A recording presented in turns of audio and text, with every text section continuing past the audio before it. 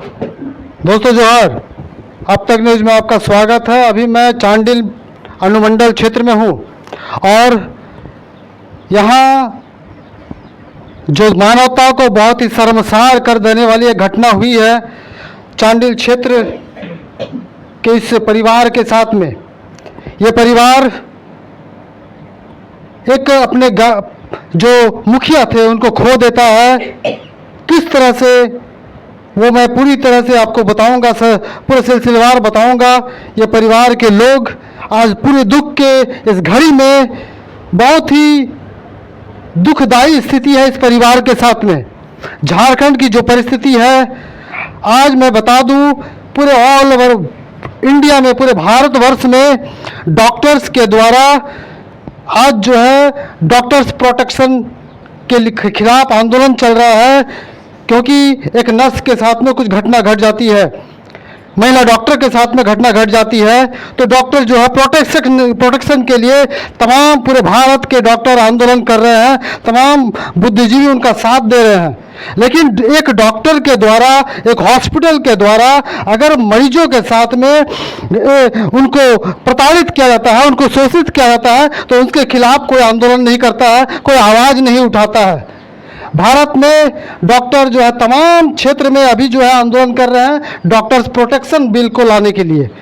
लेकिन मेरे साथ में जो मरीज के परिजन हैं, इनके साथ में आज जो घटना घटी है बहुत ही दुखदाई है। ये सरकार के साथ साथ तमाम प्रशासनिक विभागों को, प्रशासन के लोगों को ये सुनना चाहिए। मैं इस परिवार के साथ में, दुख के साथ में अब तक न्यूज बना हुआ है और मैं आज ये परिवार जो है काफ़ी दुखित है। ये घटना क्या है ये लोग खुद बताएंगे, लेकिन मैं थोड़ा सा बता दूं कि ये जो बच्चे बैठे हैं, ये जो माता बैठी है, ये माता का एक पुत्र, इन बच्चों का पिता और ये पत्नी है इनका पति, बहुत ही कम उम्र का 48 साल। इस उम्र में ये अचानक जो है तबीयत खराब होता है, ये लोग ब्रह्मानंद ले जाते हैं, फिर वहाँ से रेफ़र किया जाता है, रेफ़र कर रांची मेडिकल हॉस्पिटल में। लेकिन खेल शुरू होता है मेडिकल हॉस्पिटल के द्वारा और तमाम तरह के केवल इलाज के नाम पर शून्य, जीरो और पैसा अथाह, लाखों में बिल। ये गरीब परिवार, ये छोटा सा घर मकान, सोच सकते हैं ये कहाँ से बिल देगा, लाखों में बिल और इलाज शून्य। मैं परिवार के इन लोगों से पूछूंगा, आपका क्या नाम हुआ? मेरा नाम नेहा कुमारी मातो है। अच्छा, तो आपके पिताजी का क्या नाम था? मेरा पिताजी का नाम कृपा सिंधु मातो। क्या घटना क्या है कि सिलसिलेवार हमें बताइए कि आपके पिताजी के साथ में मेडिकल हॉस्पिटल के द्वारा क्या हुआ, मेडिकल हॉस्पिटल में या फिर जब क्या प्रॉब्लम था, क्या समस्या थी, क्या रोग था, शुरू से बताइए हमें। पापा का तो पहले कुछ भी रोग नहीं था। संडे 11 तारीख रविवार, उस दिन पापा का अचानक से तबीयत ख़राब हो गया था, तो हम लोगों को लगा कि पापा का प्रेशर हाई हो गया है। तो फिर मम्मी आई ये घर, फिर मम्मी दादी को बोली कि पापा का ऐसा ऐसा हुआ, तो फिर हम दौड़ के गए वो घर। फिर पापा को मतलब मम्मी और दीदी पकड़ने नहीं सक रही थी, तो फिर हम पकड़े आगे से जाके। फिर पापा बोले कि हम उल्टी करेंगे, तो फिर मेरी बड़ी माँ, बड़े पापा लोग हम बुलाए, तो फिर वो लोग आई। फिर वो लोग बोला कि चलो हॉस्पिटल ले चलो। फिर हम लोग चांडिल सादर हॉस्पिटल लेके गए। फिर वहाँ पर वो लोग बोले कि तुम लोग ब्रह्मानंद ले जाओ, वहाँ पर इलाज होगा, फिर ब्रेन हेमरेज हुआ होगा। फिर हम लोग ब्रह्मानंद ले गए, वहाँ पर हम लोग पैसा से सब कुछ जमा कर दिया ऑपरेशन के लिए। फिर वहाँ पर डॉक्टर लोग 4:30 बजे बोल रहा है कि यहाँ ऑपरेशन नहीं होगा, ये रिस्क हो सकता है, आप लोग रांची या फिर कोलकाता ले जाओ। फिर हम लोग बोले कि रांची में कहाँ, तो फिर बोला कि मेडिकल हॉस्पिटल में ले जाओ। फिर हम लोग मेडिकल हॉस्पिटल ले गए, पहुँचे करीब किस डेट को ले गए थे? 11 तारीख को, रविवार, 11 अगस्त को। हाँ 11 अगस्त को। फिर उस दिन हम लोग लेके गए रांची मेडिकल हॉस्पिटल ले गए। फिर वहाँ पर हम इमरजेंसी में पापा को एडमिट किए। फिर हम लोग बिल पैसा उसे जमा कर रहे थे। कितना पैसा जमा किए? 50,000 जमा किए थे उस दिन। फिर पापा को आईसीयू में एडमिट किया। अच्छा, तो आईसीयू में एडमिट करने के बाद वहाँ क्या ट्रीटमेंट क्या हुआ, आप कुछ बताइए। जैसे कि पापा को लोग आईसीयू लेके गए, आईसीयू नहीं एनआईसीयू लेके गए न्यूरो में। उसके बाद वहाँ पे हम लोग को कहा गया कि पेशेंट का क्रिटिकल अभी है थोड़ा सा। उसके बाद इनको हम लोग कहे कि इनका सर्जरी होगा या फिर दवा के जरिए ठीक होगा। तो डॉक्टर हमें सजेस्ट किए कि इनका सर्जरी तो नहीं होगा, इनका दवा से इलाज होगा, क्योंकि उतना भी बड़ा क्रिटिकल इनका सिचुएशन नहीं है कि इनको सर्जरी का ज़रूरत पड़े, इनका दवा के जरिए ठीक हो जाएगा। उसके बाद ये कौन बोला, डॉक्टर बोला आपको? जी, डॉक्टर विक्रम सिंह। अच्छा, तो सिटी स्कैन कराया, ब्रेन स्कैन कराए थे डॉक्टर? हाँ, डॉक्टर सीटी स्कैन करने के बाद हमें बोले कि ज़्यादा क्रिटिकल नहीं है, ये ठीक हो जाएंगे, बट थोड़ा टाइम लगेगा। ब्रेन स्कैन में क्या निकला उसमें डॉक्टर कहे कि ज़्यादा ब्लड क्लॉट जो है वो ज़्यादा नहीं हुआ था, कम हुआ है। जैसे दूसरा पेशेंट का होता है उनका इस तरह से क्रिटिकल नहीं है, ये दवा से ही ठीक हो जाएंगे। तो हमें उम्मीद था कि चलिए ठीक है, अच्छी बात है कि दवा के जरिए ठीक हो रहा है, सर्जरी नहीं हो रही है। लेकिन ये हमारा वहम था। डॉक्टर हमें खाली इसमें आश्वासन दे रहे थे कि वो ठीक हो जाएंगे, बट उनका तो कुछ और ही इरादा था। उनका था कि इन्हें पैसा लूटने का इरादा था, और हम सोच रहे थे कि मेरे पापा ठीक हो जाएंगे। फिर उसके बाद उन्होंने आपको लग रहा था कि डॉक्टर जो है ट्रीटमेंट कर रहा है, हमें लग रहा था कि डॉक्टर अच्छा से उनका ट्रीटमेंट कर रहे हैं, चलो जो भी है पापा जल्दी ठीक होंगे। बट हम बार बार उनसे पूछे थे, बट पापा का इलाज में कोई मतलब तबीयत में कुछ सुधार नहीं आ रहा था। हम बार बार कह रहे थे कि डॉक्टर इनका तो तबीयत में कुछ सुधार नहीं आ रहा है। तो वो कहते कि अभी तो दवा चल ही रहा है ना मैम, अभी थोड़ा टाइम लगेगा, थोड़ा वक्त लगेगा, ऐसे हमें डॉक्टर बोले। लेकिन हम बोले सर कितना टाइम लगेगा, आप तो 5 दिन ऑलरेडी हमसे ले चुके हैं। फिर 5 दिन बाद वो हम रात को गए उनके पास, तो पापा उस टाइम 10:30 बजे गए, तो पापा उस टाइम ठीक थे। फिर तुरंत 1 घंटा बाद हमें कॉल आता है कि इनका सिचुएशन बहुत ज़्यादा क्रिटिकल हो चुका है, इनका हार्ट बीट मतलब कम चल रहा है। फिर हम सुबह गए तो सुबह हमें बोलते हैं डॉक्टर कि मैम आई एम सॉरी, अभी बहुत ज़्यादा क्रिटिकल है, अभी हम कुछ कर नहीं सकते हैं, उम्मीद बहुत कम है। पहले हमें डॉक्टर कहते कि उम्मीद बहुत ज़्यादा है कि वो ठीक हो जाएंगे, उसके बाद तुरंत 5 दिन बाद कहते कि उम्मीद बहुत कम है। हम उसमें भी एग्री हो गए, चलो ठीक है मेरे डॉक्टर, जितना भी बेस्ट से बेस्ट इलाज होगा आप कीजिए, आप पैसा की चिंता मत कीजिए। उसके बाद डॉक्टर हमें बोलते हैं कि आपको इनका जो ब्रेन है वो काम करना भी बंद हो चुका है, तो उसके लिए थोड़ा टाइम लगेगा। तो हम उस टाइम डॉक्टर हमें कह सकते थे कि मैम आप अभी तो इनका इलाज हम लोग यहाँ पे नहीं कर पाएंगे, आप कहीं और लेके जाए। लेकिन नहीं, डॉक्टर उसमें भी वो एग्री नहीं हुए और इलाज करते रहे। और उस टाइम हम लोग को लगा था, उस टाइम हम डॉक्टर कहते हैं कि इनका आँख का पुतली जो है वो बढ़ चुका है। तो हम लोग कहे चलिए ठीक है आप दवा यूज़ कीजिए। तो हम लोग उस टाइम गए पापा के पास, उनका जो पल्स हम चेक किए तो पापा का पल्स नहीं चल रहा था। हम डॉक्टर से पूछे कि डॉक्टर इनका पल्स नहीं चल रहा है, तो डॉक्टर कहते हैं कि इनका बीपी लो होने के कारण इनका पल्स नहीं चल रहा है। फिर हम डॉक्टर को ये भी पूछे कि सर हम लोगों को जितना पता है, मेरे हिसाब से हम जितना पढ़े हैं, वेंटिलेटर पे रखने से इंसान का जो अंदर का है वो और भी मतलब प्रॉब्लम होता है। तो डॉक्टर कहते हैं ऐसा नहीं है मैम, हम उसमें भी ठीक है। हम उसी टाइम हम लोग को लगा था कि पापा इस दुनिया में नहीं रहे। फिर वो दूसरे दिन संडे को हम लोग वहाँ गए पापा से मिलने के लिए, तो फिर मम्मी पूरा उनको हिलाने लगी। जैसे हिलाने लगी तो ऑटोमेटिकली उनका वेंटिलेटर ऑफ हो गया। तो डॉक्टर हमें ही डांटते हैं, आप ज़्यादा हमसे डॉक्टर बन रहे हैं। फिर उनके बाद हम लोग कहे कि सब ऑफ हो चुका है, आप लोग मरा हुआ पेशेंट का इलाज कर रहे हैं। तो बोलते कि आपके बोलने से इंसान मरा हुआ है। फिर हम लोग को बोले कि आप लोग बाहर जाइए। जैसे हम लोग बाहर निकले उसके बाद डॉक्टर का 5 मिनट बाद कॉल आता है कि आई एम सॉरी डॉक्टर, अब इनका कुछ नहीं हो सकता, ये इस दुनिया में नहीं रहे, इनका हार्ट बीट पूरा बंद हो चुका है। उसके बाद हमारे वहाँ रहते हुए भी हम लोग देखे वहाँ पे ना कोई डॉक्टर थे, नर्स थी 2 गो, बट 2 नर्स क्या ही कर सकते उतना सारा पेशेंट को। उस टाइम एक बूढ़ा नीचे गिरा हुआ था, तो इतना ही लोग केयरलेस भी है। तो कहने का मतलब है कि अगर वो सीरियस नहीं थे डॉक्टर्स के अनुसार तो 5 दिन तक किस चीज़ का ट्रीटमेंट चला? अच्छा, उनका मेडिसिन का लिस्ट तो दिए होंगे आप लोग, क्या क्या मेडिसिन चला है वो सब तो कुछ चला? मेडिसिन का कोई लिस्ट नहीं दिए हैं, बस मेडिसिन में कितना उनका खर्च हो रहा है वो खर्च वो दिए हैं। आपको जो दवा दिया जाता था या फिर वो लोग जो दवा चलाते थे वो तो उसका तो आप लिस्ट देखे होंगे ना, क्या क्या दवा था कुछ पता है? दवा का लिस्ट नहीं है वहाँ पे, कितना उनका बीपी कम हो रहा है, बीपी कितना हाई हो रहा है, उनका हार्ट बीट क्या है, हार्ट बीट क्या नहीं है, वो खाली उसका लिस्ट हमें बताते थे। हम उनसे नर्स जो वहाँ पे रहती, डॉक्टर तो एक टाइम आते थे, राउंड में चल जाते थे, तो हम लोग नर्स से पूछते थे कि इनका भी बीपी क्या है। एक बार हम लोग देखे फिर वहाँ पे 130 दिख रहा है। नहीं, दवा क्या चलाते थे वो 5 दिन जो ट्रीटमेंट किया? दवा क्या, कोई तो दवा का बताते होंगे ना, वो लोग क्या दवा चलाते थे? दवा का कुछ हमें पता नहीं है, दवा का हमें वो बताया भी नहीं है कि क्या दवा चल रहा है, खाली बोलते हैं कि हाँ बीपी का दवा चल रहा है, लेकिन क्या दवा चल रहा है वो नहीं पता। आपने दवा देते हुए देखा डॉक्टर्स को? बट साइड में एक मशीन रखा हुआ रहता था कि उसी के जरिए बोलता है कि दवा जा रहा है। अब वो इंजेक्शन देते, इंजेक्ट करते थे उसमें? हाँ, इंजेक्ट कर रहे थे, बट उसमें जा रहा है कि नहीं जा रहा वो हमें नहीं पता, बट वो कहते थे कि दवा चल रहा है। अच्छा, जी। तो उसमें कोई बस एक ही बार चलता था या तीनों टाइम दवा दिया जाता था? तीनों टाइम नहीं, हम लोग को हर टाइम तो घुसने नहीं मिलता था। सुबह 8:30 से 9 बजे के बीच हमें मिलता था, वो भी जाओ जाओ जाओ और निकलो निकलो निकलो, ऐसे ही होता था। और उसके बाद शाम में 4 से 5, उसके बाद आप पेशेंट का मुंह भी नहीं देख सकते हैं। तो ये है मेडिकल हॉस्पिटल की कहानी।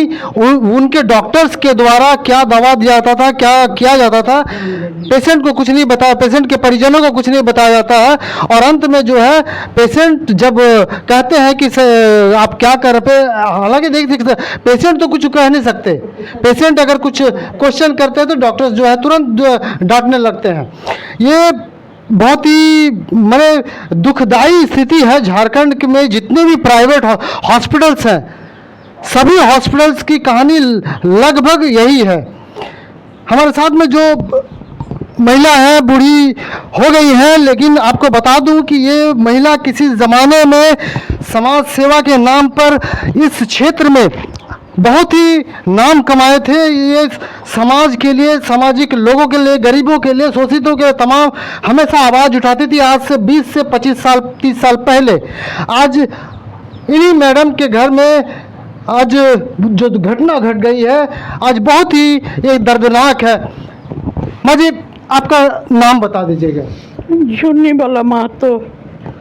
आज जो आप तमाम जीवन जो है अपना समाज के लिए, लोगों के न्याय दिलाने के लिए बिता दिया, आज आपके साथ में अन्याय हो गया, ये क्या कहेंगे अपना इस सरकार को, झारखंड को? आप लोगों ने लड़ा है झारखंड के लिए, आप लोगों ने कई आंदोलन किया है झारखंड के लिए, आज आपके साथ में ऐसा दुखदाई हुआ, आपके बच्चे के साथ में, क्या कहेंगे आज झारखंड की स्थिति देख करके? हम इसमें और क्या कहेंगे बाबा। मेरा जो चिराग था, मेरा वंश था, उसको ख़त्म कर दिए रांची के वो मेडिकल हॉस्पिटल के डॉक्टर ने। और झारखंड सरकार का हमारा विधायक है सविता माँ, तो उनको भी हम उस दिन फ़ोन किए 3-4 बार, मेरा फ़ोन नहीं उठाए। ऐसे कभी भी फ़ोन करते थे तो फट से उठा लेते थे। लेकिन झारखंड के लिए आज हम लोग जो लड़ाई लड़े, हम लोगों का झारखंड आंदोलनकारी में नाम नहीं। काल का बच्चा जो अभी झारखंड पार्टी में है, उसका झारखंड आंदोलनकारी में नाम आता है। तो हमको ये सब कुछ नहीं देखना है। आज मेरा सारी ज़िंदगी हम समाज सेवा में बिता दिए हैं और अभी भी उतना हिम्मत है, लेकिन मेरा भी बायां पैर टूटा हुआ है। अभी हम शुगर पेशेंट बन गए हैं और हम नहीं सोचे थे, हम भगवान को हम नहीं जानते थे कि हम क्या पाप किए थे, क्या गलती किए थे कि आज मेरे ही घर का चिराग को इस तरह से धोखा से हमसे छीन लिया गया। ना कोई सुई, ना कोई दवा। और जब भी मेरा बड़ी पोती वहाँ साथ में थी, हम खुद जाके एडमिट करके रात 1 बजे उस दिन लौटे। फिर सुबह गए, दूसरा दिन देखें तो इशारा करता था हमको, हाथ ऐसा नहीं, पैर तो दाहिना साइड में हिला देता था, नहीं, आँख से आंसू निकलता था। मेरा पोती आँख से आंसू पोंछ दिया। जो आदमी को हम लोग सोचे कि सुधार हो रहा है कम से कम, लेकिन इतना मिशनरी चीज़ अभी निकला है। ये तो आम पब्लिक को बोलेंगे कि इससे अच्छा हम लोग का जड़ी बूटी दवा है, गांव घर का जो ओझा गुनी है वो ठीक है। आज डॉक्टर को भगवान माना जाता है, लेकिन वो डॉक्टर बन के वहाँ सब बच्चा डॉक्टर। ये डॉक्टर अपने उनको पता नहीं है क्या बीमारी है क्या नहीं है, देखा नहीं, कुछ नहीं। अब बोलता है दवा चल रहा है, दवा चल रहा है। क्या दवा चल रहा है उसका हम लोगों को ना बताते थे। कोई अगर दूसरा गार्जियन उनसे बात करने गया तो मेरा बड़ी पोती का नंबर ले के रखा था, उनको छोड़ के दूसरा किसी को कुछ नहीं बोलते थे। लास्ट में हमरा जब कोई साथ नहीं दिया तो हम संजय सेठ, हम लोगों का सांसद है, उनको फ़ोन किए वहीं हॉस्पिटल से कि भैया ऐसा ऐसा बात है, तो हमको रिम्स ले जाना है लड़का को। तो बोले ठीक है हम बोल देते हैं दीदी। लेकिन उस दिन डॉक्टर लोग अपना, एक लेडी डॉक्टर का ऊपर क्या रेप हुआ नहीं हुआ कलकत्ता में, तो पूरा ऑल ओवर इंडिया बंद। और आज इतना बड़ा घटना घट रहा है, हम अपना आँख से देख के आए। वो मेडिकल हॉस्पिटल में कोई सेवा भावना से कम नहीं हो रहा है। कुत्ता जैसा मेन पेशेंट का गार्जियन को वहाँ से निकाल दिया जा रहा है। कहीं बैठने का ठहरने का जगह नहीं है। पेशेंट से आधा घंटा सुबह मिलने दिया जाता और शाम को 1 घंटा, और अपना पेशेंट को क्या इलाज कर रहा है नहीं कर रहा है भगवान ही जानता है। तो माँ जी, आप लोगों के साथ में जो पहले वहाँ पर ट्रीटमेंट कराया गया, उस पर जो आपसे पैसे का डिमांड किया गया और बाद में जो पैसे का डिमांड किया गया, उसके बारे में कुछ बताइए। पहले तो कम कम जैसे 50,000 हुआ, 55,000 हुआ, कभी 30,000 हुआ, तो इस तरह से बिल बोल देते गया, तो बिल हम लोग पेमेंट करते गया। हम भी इधर से पैसा का पेमेंट इनको अकाउंट में भेजते गए हैं। उसके बाद फिर धीरे धीरे तीसरा दिन से 85,000 95,000 बढ़ गया। 5वां दिन में 1,09,000। तो हमको पूछा क्या करे दीदी, हम बोला अच्छा ठीक है तुम 50% दे दो, उसके बाद फिर कल देखा जाएगा। इस तरह से हमारे JBKSS का एक भाई है देवेंद्र नाथ महतो और संजय महतो। तो देवेंद्र नाथ महतो तो एडमिट करने का दिन ही सुबह शाम को गया था। उसके बाद दूसरा दिन से संजय महतो वहाँ, उनको हम बोले थे देखो भाई हमारा पैर टूटा हुआ है, डेली गाड़ी भाड़ा उड़ा लगता है, हम इतना खर्चा करके नहीं आ पाएंगे, तो आपका जिम्मा रहा भाई, मेरा धर्म का भाई बना दिया हम आपको, आप सुबह शाम एक बार जाके देख लीजिएगा, और नहीं तो ये मेरा पोती जो है ये और कमज़ोर दिल का है और होपलेस हो जाएगी, उनको थोड़ा हिम्मत हौसला बढ़ाते रहिएगा। वो बेचारा हमको 5 दिन 6 दिन जो टाइम दिया, वो डेली 6ठा दिन में तो सुबह से शाम तक वो टाइम दिया। उसके बाद मेरा भाई है गोपेश महतो, एगो भतीजा है आदित्य महतो, उन लोग को बोले, हम बोले कल चलना है, कल संडे है, ऐसे तो तुम लोग का यहाँ काम रहता है, तो बोले ठीक है देखते हैं। फिर सुबह तैयार होके उन लोग आया, तो हम इनको बोले, तो हम बोला 8 बजे वाला रिपोर्ट हमको बताओ कैसा है। तो 8 बजे का रिपोर्ट देख के हमको बोला कि नहीं काहे के लिए आएगी मत आओ अभी, लेकिन ये भी हमको खुल के नहीं बोला। तो हम बोले चलो तब कुछ ठीक है, इसलिए हम उस दिन नहीं गए। शाम तक ले फ़ोन पे फ़ोन आ रहा है, हमारा नंबर भी वहाँ दिया हुआ था, ये नहीं उठा रहा है वहाँ, तो हमको फ़ोन कर रहा है। हम बोले वहाँ जो है उसका नंबर दिया हुआ है, उससे बात कीजिए। उसके बाद करते करते किसी तरह भाई शाम को इनको बताया गया कि नहीं है। तो अब बताइए हम कहाँ जाएं, अभी किसको पकड़े किसको बोले। उस दिन बिल दिया है 1,17,000 झूठ मूठ का, और 2,600 रुपया खाने पीने का। अब खाना क्या दिया नहीं दिया कुछ उन लोग ना दिखा के खिलाता है ना सामने खिलाता है। दुनिया भर का पाइप लगा के, इधर पाइप घुसा के रखा है, यहाँ पाइप घुसा के रखा है, नाक में घुसा के रखा है, तो 50 तरह। तो जब तक होश था लड़का मेरा तब तक वो सब नोच नच करके फेंकना चाह रहा था।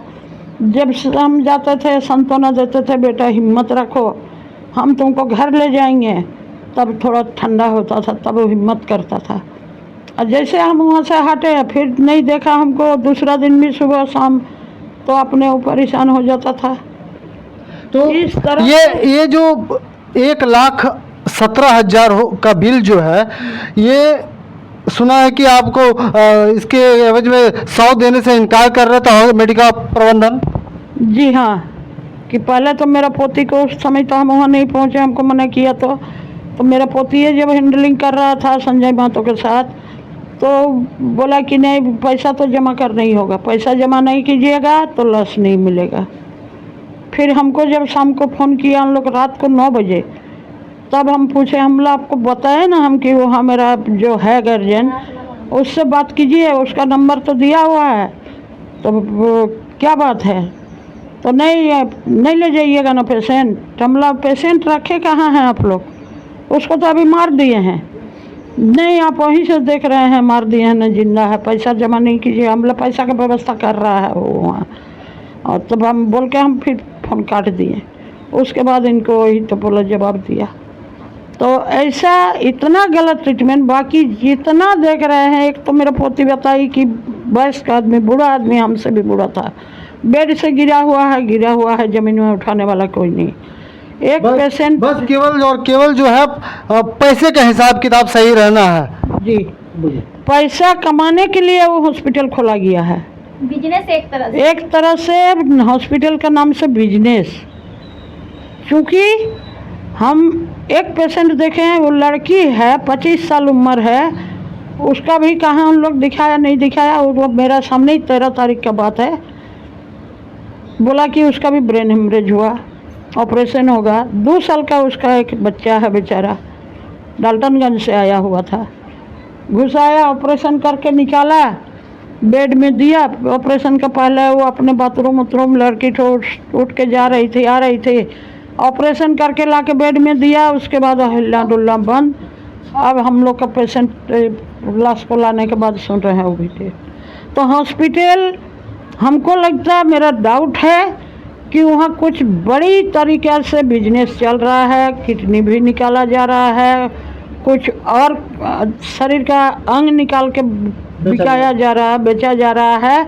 उसका जांच होना चाहिए। झारखंड सरकार, हमरा दीदी का बेटा बोलेंगे और हमरा भतीजा बोलेंगे, बगल में मामा घर है, अपने भी जानते हैं हमको। आंगनबाड़ी सेविका संघ का भी लड़ाई हम लोग लड़े थे, लाठीचार्ज भी हुआ था, सब किए, लेकिन सही रूप से काम नहीं हो रहा है। बन्ना गुप्ता मेरा स्वास्थ्य मंत्री है, उनसे हमको अनुरोध है कि ये हॉस्पिटल के बारे में जांच करें और डॉक्टर का ऊपर कानूनी कार्रवाई किया जाए कि ऐसा हॉस्पिटल में कोई भी गरीब आदमी कैसे ट्रीटमेंट करने जाएगा।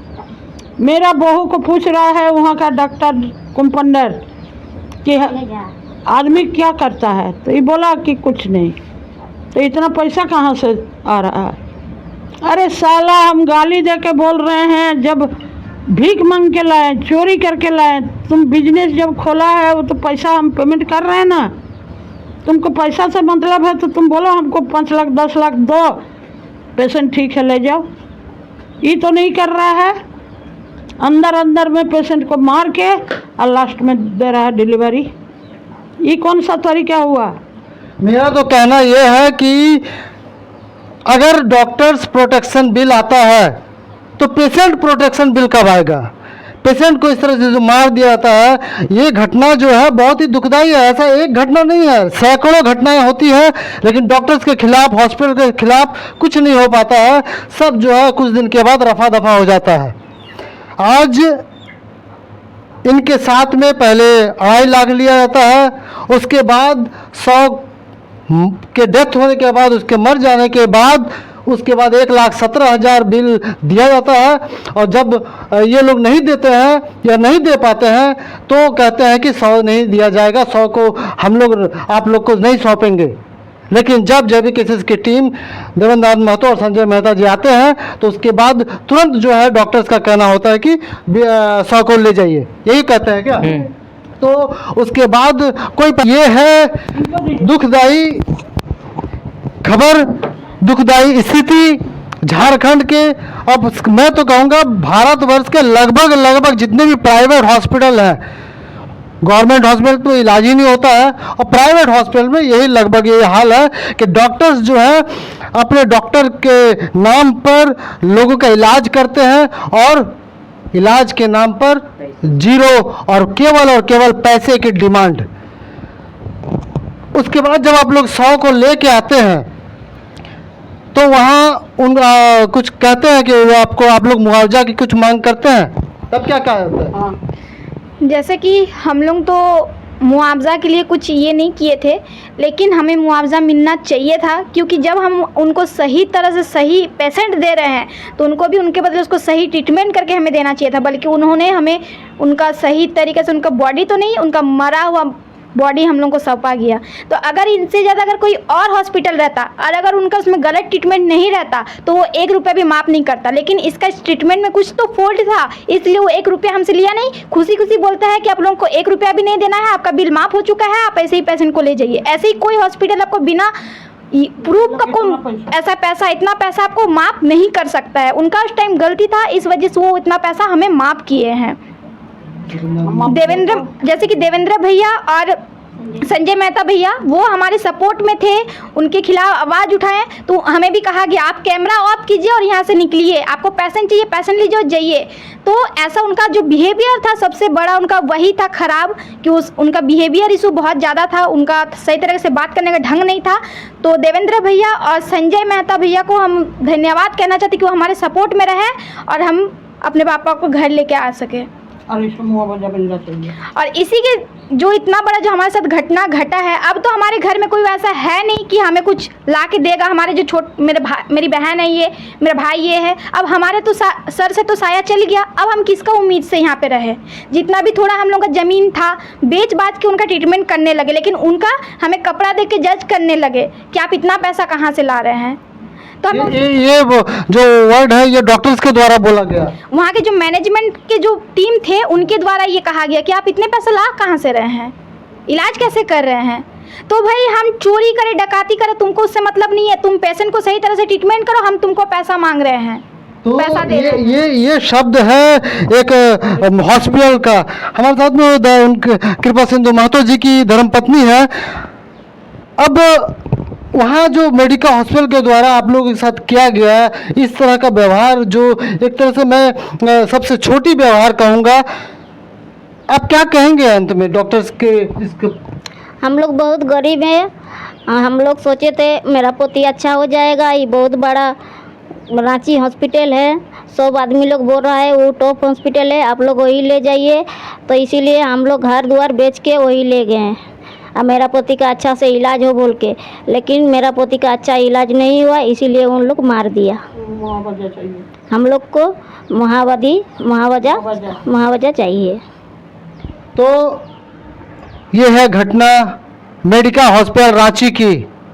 मैं तमाम प्रशासनिक अधिकारियों, तमाम सरकार के नुमाइंदों, खास करके स्वास्थ्य मंत्री बन्ना गुप्ता से आग्रह करूंगा कि ये गरीब परिवार, ये चांडिल क्षेत्र के ये महतो परिवार के साथ में जो दुख आज बीत रही है, जो दुखी के दिन है, ये आज पल पल जो इनके साथ में बीत रही है वो बहुत ही निंदनीय है। और आप जितने जल्दी हो सके इस तरह की कार्रवाई जो मेडिका ने की है एक गरीब परिवार के साथ में, ऐसा दोबारा झारखंड में किसी के साथ ना हो। अब तक न्यूज इस महतो परिवार के दुख के साथ में सदा बना रहेगा। जय झारखंड, जय झारखंड।